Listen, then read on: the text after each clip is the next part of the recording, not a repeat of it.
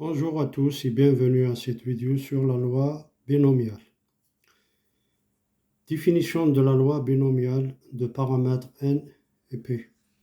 Considérons une expérience aléatoire qui consiste à répéter n fois une même action, les répétitions étant indépendantes.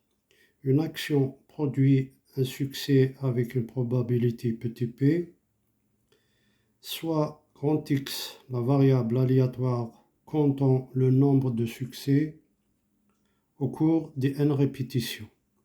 La loi de X est alors la loi binomiale de paramètres n et p.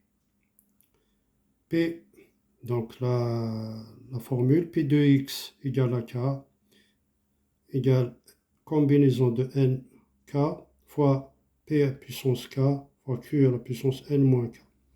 Bien, on la note aussi, P de X égale à K égale C comme combinaison de nk fois P à la puissance K fois Q à la puissance n moins K. On écrit grand X suit la loi binomiale BNP, B majuscule N virgule P. Propriété, si une variable aléatoire X suit la loi binomiale, alors on a l'espérance mathématique E de X égale N fois P et la variance V de X égale N fois P fois Q. Le modèle succès-échec répétitif s'appelle un schéma de Bernoulli. Petit exercice. Des coques pour téléphone sont produites à 70% par une machine A et 30% par une machine B. 5% des coques A et 10% des coques B ont un défaut.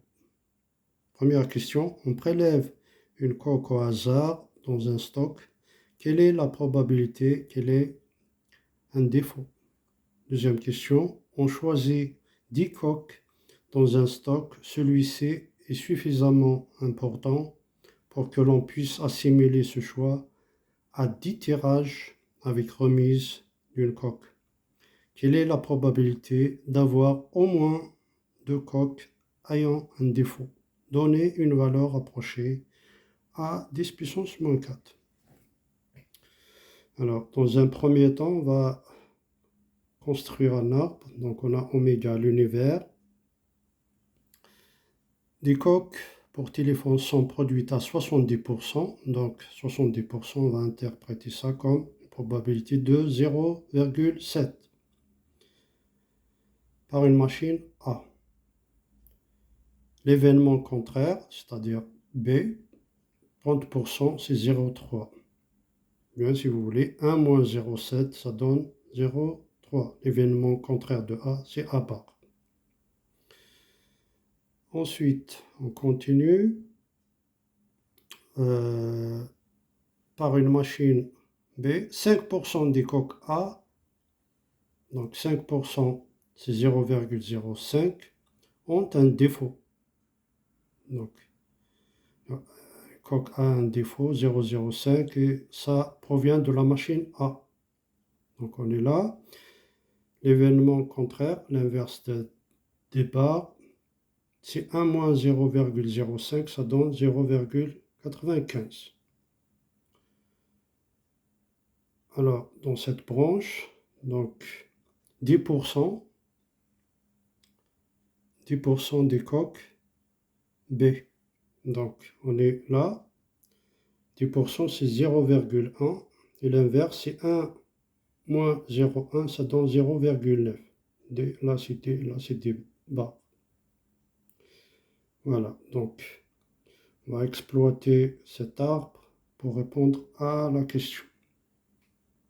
On applique la formule des probabilités totales. Donc la probabilité qu'une coque est défectueuse ou bien a un défaut va prendre D, 0,05 fois 0,7. Ou bien, là aussi j'ai un D, on va suivre ce chemin-là, 0,1 fois 0,3. Donc P de D égale 0,05 fois 0,7 plus 0,1 fois 0,3 et ça donne 0,065. Deuxième question. La probabilité pour qu'une coque prélevée soit défectueuse est égale à 0,065. Donc on l'a calculé ici, à chaque prélèvement. Donc x suit la loi binomiale de paramètres NP, n égale à 10 et p égale 0,065. On calcule p de x plus grand ou égal à 2. Pourquoi? Parce qu'ils nous disent au moins d'avoir au moins 2 coques. Au moins, donc c'est, attention, c'est plus grand ou égal à 2. P de x plus grand ou égal à 2 est égal à 1 moins la probabilité x inférieure à 2. Et c'est quoi P de x inférieur à 2? C'est P de x égale 0 plus P de x égale à 1. Donc ça revient à écrire 1 moins, entre parenthèses, P de x égale 0 plus P de x égale 1. On va calculer tout ça.